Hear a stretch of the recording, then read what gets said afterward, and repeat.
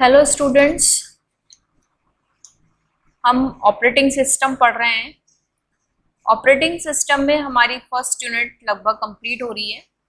आज last topic है इस यूनिट का। होप कि आप सब लोग रेगुलर पढ़ रहे हैं, नोट्स बना रहे हैं। ठीक है, आपको अलग से हर सब्जेक्ट का नोट्स बनाना है। उसके अलावा रजिस्टर बना के सारे नोट्स, उसमें जितनी भी पीडीएफ आपको भेजी है, लाइन टू लाइन आप उसमें लिखिए। वो आपके कंप्लीट नोट्स होंगे जो आगे तक आपके काम आएंगे।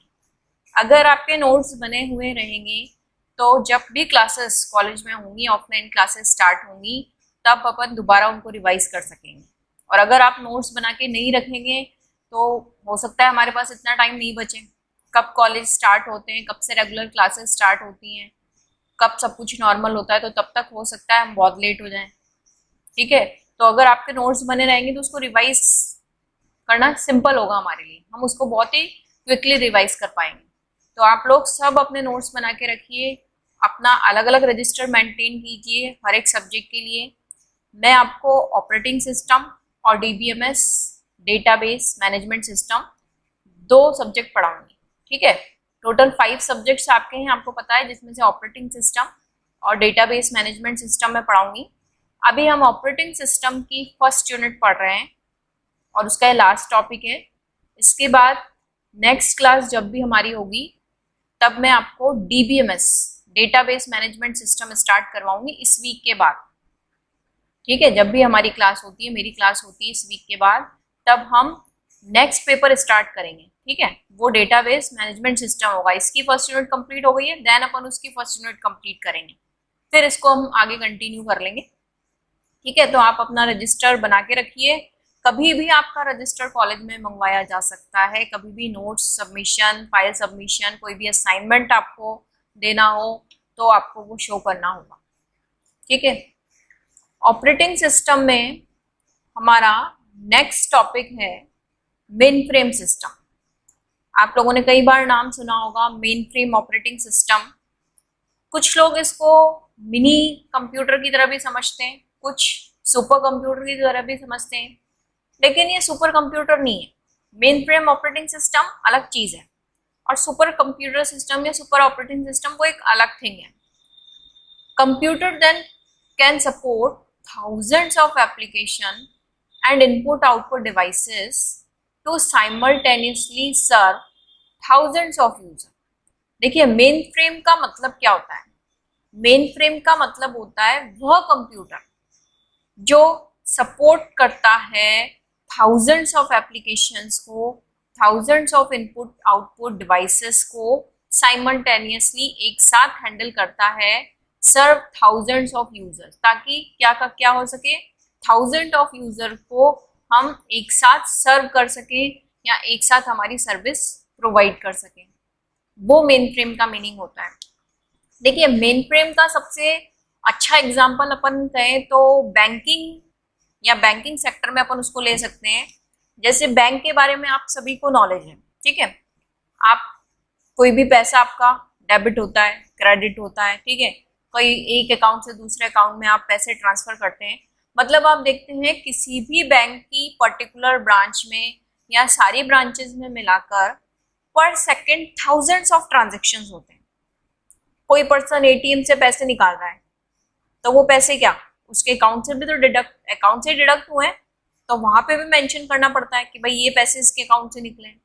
कोई पर्सन अपने अकाउंट में पैसे डाल रहा है, ठीक है, कोई एक अकाउंट से दूसरे अकाउंट में ट्रांसफर कर रहा है मनी को, तो मनी विड्रॉल कर रहा है या वो मनी सेव कर रहा है, सेविंग अकाउंट यूज कर रहा है, क्या कर रहा है वो अकाउंट में, अगर वो कुछ भी चेंजेस कर रहा है, चाहे वो मनी को विड्रॉल करना हो या मनी को सेव करना हो, तो उसको बैंक वालों को अपडेट करना पड़ता है। मतलब हर टाइम जो ट्रांजैक्शन हो रहा है वो अपडेट होता है। ठीक है, तो इस तरह से हर एक सेकंड में अपन देखें तो किसी भी बैंक के ब्रांच में थाउजेंड्स ऑफ यूजर ये काम कर रहे होते हैं। कोई अपने पैसे निकाल रहे होते हैं, बहुत सारे अपने पैसे डाल रहे होते हैं। तो अब ये चीज सिंगल नॉर्मल ऑपरेटिंग सिस्टम के थ्रू पॉसिबल नहीं है। ठीक है, मेन फ्रेम एक ऐसा पावरफुल ऑपरेटिंग सिस्टम होता है जो छोटे छोटे ट्रांजेक्शन है, ये जो हम कह रहे हैं बैंकिंग ट्रांजेक्शन्स, ये बहुत छोटे छोटे होते हैं जनरली, लेकिन इन छोटे छोटे ट्रांजेक्शन लार्ज अमाउंट में होते हैं, बहुत बड़ी संख्या में होते हैं। तो बहुत बड़ी संख्या में जब इन छोटे छोटे ट्रांजेक्शन्स को हमें करवाना होता है, इनकी इंफॉर्मेशन हमें सेव करनी होती है, ट्रांजेक्शन्स को फुलफिल करना होता है, तो हम मेन फ्रेम ऑपरेटिंग सिस्टम को यूज करते हैं। ठीक है, बैंकिंग सेक्टर में वही होता है, आप बैंक में जाते हैं, आपने कहा मुझे इतने पैसे निकालने हैं, उन्होंने कंप्यूटर में कुछ किया, आपको पैसे दे दिए, आपका अकाउंट अपडेट कर दिया। एटीएम से आप पैसे निकाल रहे हो तो भी ऑटोमेटिकली आपका अकाउंट अपडेट हो रहा है। ठीक है, तो ये सब ट्रांजेक्शन्स, छोटे छोटे ट्रांजेक्शन आप आजकल जब हम देख रहे हैं, आजकल के टाइम में तो आप क्या कर रहे हो, 10 रुपीज की कोई चीज भी परचेस करते हो तो कई बार आप उसका क्या करते हो, ऑनलाइन ट्रांजेक्शन करते हो। तो इस तरह के छोटे छोटे multiple transaction thousands of users पर सेकंड परफॉर्म करते हैं। तो उनकी इस एक्टिविटी को मेंटेन करने का काम बैंक वाले कैसे करेंगे, मेन फ्रेम ऑपरेटिंग सिस्टम के थ्रू करते हैं। ठीक है, most mainframe computers are sold by IBM and the operating system are also provided by IBM। हर कोई इस ऑपरेटिंग सिस्टम को नहीं बनाता है, ज्यादातर mainframe computers IBM company के थ्रू ही बेचे जाते हैं और IBM ही इस ऑपरेटिंग सिस्टम या इन कंप्यूटर्स के लिए ऑपरेटिंग सिस्टम डेवलप करता है। तो IBM कंपनी की क्योंकि ये बहुत सिक्योर होते हैं। देखिए, ऐसा नहीं है मेन फ्रेम सिस्टम बनाया हुआ है तो वो हमारे नॉर्मल कंप्यूटर से ज्यादा बेटर है। छोटे छोटे ट्रांजेक्शन आपने 10 रुपए किसी को दिए, ऑनलाइन ट्रांजेक्शन आपने किया, कुछ लिया आपने, 100 रुपीज लिए, ऐसे दिन भर में जाने कितने यूजर कर रहे हैं। अगर किसी एक की भी मिस्टेक हो जाती है और ऐसे लाखों लोगों की मिस्टेक हो जाती है तो बैंक को दिन भर में लाखों करोड़ों रुपए का नुकसान हो जाएगा। ठीक है, तो छोटे से छोटा ट्रांजेक्शन भी कंपाइल हो प्रॉपरली और प्रॉपरली एग्जीक्यूट हो, उसके लिए मेन फ्रेम ऑपरेटिंग सिस्टम की रिक्वायरमेंट होती है, जो IBM कंपनी खुद जनरेट करती है। उनके कंप्यूटर्स भी as well as operating system software भी, उनके सॉफ्टवेयर को डिजाइन करने का काम भी किसका होता है, mainframe operating system IBM company का ही होता है। ठीक है, देखिए मेन फ्रेम की हिस्ट्री हम कहें तो मेन फ्रेम अभी आए हुए पीसीज नहीं है, बहुत पहले से 1950s से ही मेन फ्रेम सिस्टम बनना स्टार्ट हो गए थे। Main frame computers were physically the largest computer few business could afford that. देखिए, स्टार्टिंग में बहुत ही बिग साइज में अवेलेबल थे मेन फ्रेम, अभी भी नॉर्मल कंप्यूटर से बिग साइज में अवेलेबल होते हैं क्योंकि मल्टीपल प्रोसेसर्स को ये हैंडल करते हैं, मल्टीपल प्रोसेसर्स इनमें होते हैं, मल्टीपल पेरिफेरल डिवाइसेस को ये हैंडल कर रहे हैं। तो 1950s में जब ये पीसीज आए थे तब इनका इतना लार्ज स्कोप नहीं था, इतने लार्ज लेवल पे ये यूज नहीं हो रहे थे, नॉर्मल बिजनेस पर्पस पे या कोई कंपनी यूज करती थी। स्टार्टिंग में फिजिकली ये बहुत बड़े भी होते थे। फिर 1960 में standardized mainframe customer could write business application that did not need specialized hardware और सॉफ्टवेयर। फिर 1960s में ये किया कि स्पेशल हार्डवेयर और सॉफ्टवेयर की रिक्वायरमेंट के बिना उनको थोड़ा स्टैंडर्डाइज करने की कोशिश की गई।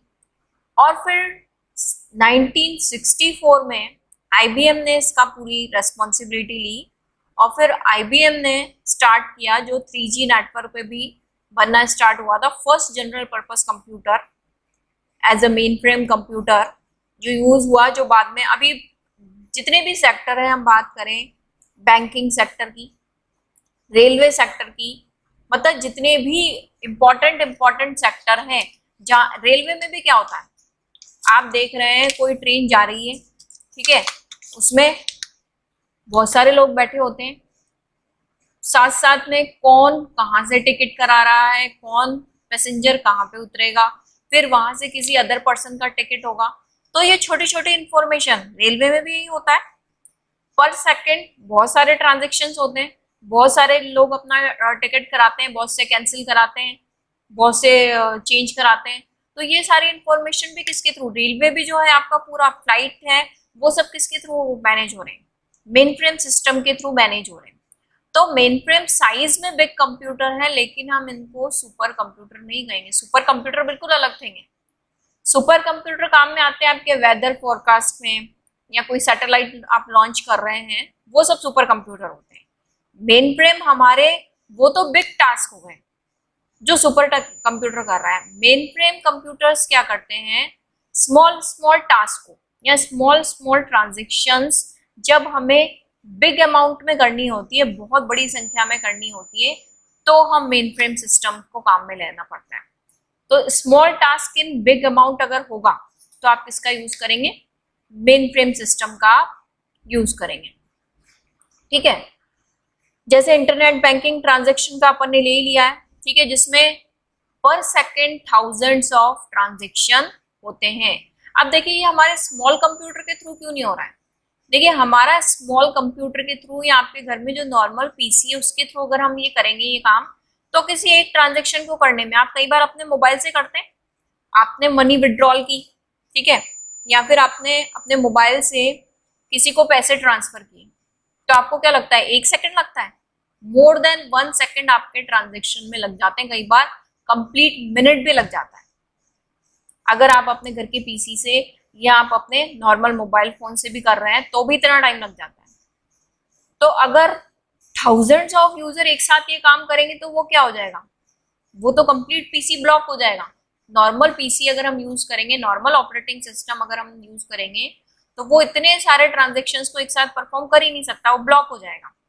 ठीक है, तो इसलिए ऐसे पर्पसेस के लिए special main frame system design हुए। ठीक है, इनका बिग स्ट्रक्चर होता है जिसमें मल्टीपल प्रोसेसर्स होते हैं और बहुत सारे इनपुट आउटपुट पैनल एक साथ जुड़े हुए होते हैं। देखिए इसका एक ड्रॉबैक भी है कि मेन फ्रेम सिस्टम यूं नहीं है कि आप घर पे भी ले सकते हैं। आप कह रहे हैं भाई मेन फ्रेम सिस्टम इतना पावरफुल होता है, इतना फास्ट होता है, तो हम इसको खरीद लें। ये जनरल पीसीज की कॉस्ट पे अवेलेबल नहीं होता है। मेन फ्रेम सिस्टम की कॉस्ट लाखों रुपए में होती है, एटलीस्ट कुछ मेन फ्रेम सिस्टम करोड़ों रुपयों में भी अवेलेबल है। ठीक है, तो इनकी कॉस्ट करोड़ों रुपयों में होती है और जनरल पर्पस में हमारे ज्यादा काम नहीं आ पाते, क्योंकि ये नॉर्मल गेमिंग वगैरह के लिए डिजाइन किए हुए नहीं होते कि आप कोई भी गेम इंस्टॉल करो और गेम खेलने लग जाओ। उसके लिए इनका ऑपरेटिंग सिस्टम अलग डिजाइन होता है। ऑपरेटिंग सिस्टम हम सब्जेक्ट पढ़ रहे हैं ना, ऑपरेटिंग सिस्टम आप लोग समझते हो ना। ऑपरेटिंग सिस्टम क्या है, it is a system software. तो इनका सिस्टम सॉफ्टवेयर क्या, software means coding, group of program, group of instructions. ठीक है, तो ऑपरेटिंग सिस्टम में क्या है, ग्रुप ऑफ प्रोग्राम्स है और प्रोग्राम्स क्या है, ग्रुप ऑफ इंस्ट्रक्शंस है। तो मेन फ्रेम सिस्टम में प्रोग्रामिंग अलग है, आपके नॉर्मल ऑपरेटिंग सिस्टम में प्रोग्रामिंग अलग है। तो वो गेमिंग के अकॉर्डिंग डिजाइन नहीं है कि आप उनमें गेम खेलो, उनका वो पर्पस नहीं है। उनका जो पर्पस है वो उस अकॉर्डिंग डिजाइन किए जाते हैं main frame system. Video editing इसमें पॉसिबल नहीं है। आप वीडियो बना रहे हो, उसको एडिट कर रहे हो, इन सब की रिक्वायरमेंट होती ही नहीं। वो समझते हैं इन सब टास्क के लिए मेन फ्रेम सिस्टम काम में आता ही नहीं है। मेन फ्रेम सिस्टम के पर्पस ही अलग है। ठीक है, तो different operating system IBM design करता है, उनमें से main frame operating system design करने का काम भी किसका हुआ, आईबीएम का ही हुआ। आईबीएम कंपनी ने ये रेस्पॉन्सिबिलिटी ली हुई है। ठीक है, जैसे कि आप डायग्राम में देखो, main frame operating system controls a large computer system with multiple processors that conduct input output processing and storage operation for many users।